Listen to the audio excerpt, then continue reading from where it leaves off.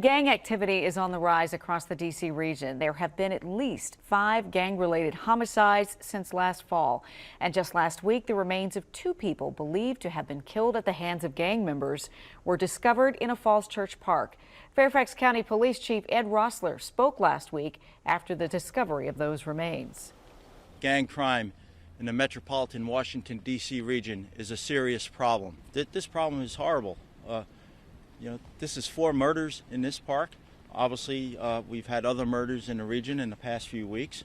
This is getting out of control.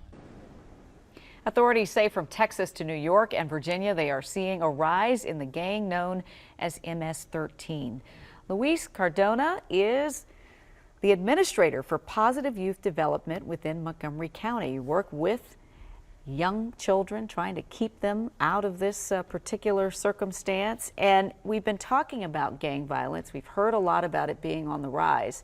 How would you describe this uptick in gang activity?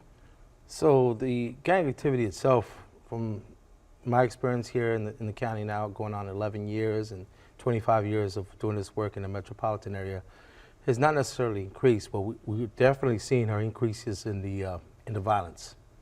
We definitely have been seeing a significant amount of increase in the violence. Do we know what is leading to that? Do we have any indication why there's a spike, or is it just a roller coaster with gang violence? So it's really hard to say, because that's more of a law enforcement question. But just based on the experience that I have and the work that we do in Montgomery County, we have been concerned. We're doing our best to respond to the needs of all young people and families, to make sure we do everything to prevent young people from going down that route. What are gang members looking for when they're recruiting? Who is a target of sorts? Well, it tends to be young people who many in the youth development arena would call disconnected youth. So young people that don't really have a connection at home to family, or have access to services that are going to engage them into positive life affirming activities. And so these are gangs, and they are very deliberate about who they are selecting. Are these gangs targeting people who are from their country of origin, or does that even matter? I don't believe it does matter, to be honest. And the one thing is that I think the important thing to take note of is that these are issues that impact all communities. So this is not like a Latino-only issue. It's also an issue that impacts the African-American community.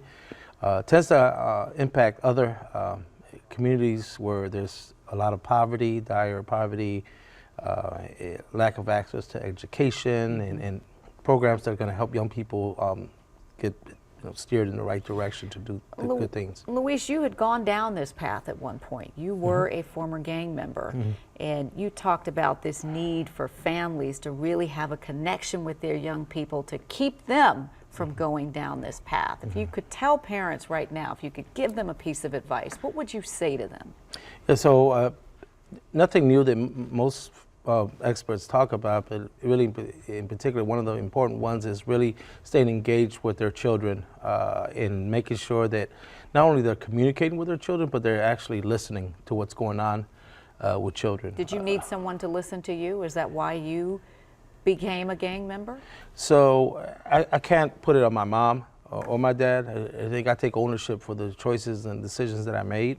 But I would say that had I perhaps been taught some other lessons that I kind of learned later on in life, I probably would make better choices. There's no doubt about that. Well, you came out on the other side, and you're paying your life forward by trying to help other young people and other families, spare them from the kind of pain that you had to endure. Thanks so much for your service. We appreciate all that you do. Thank you.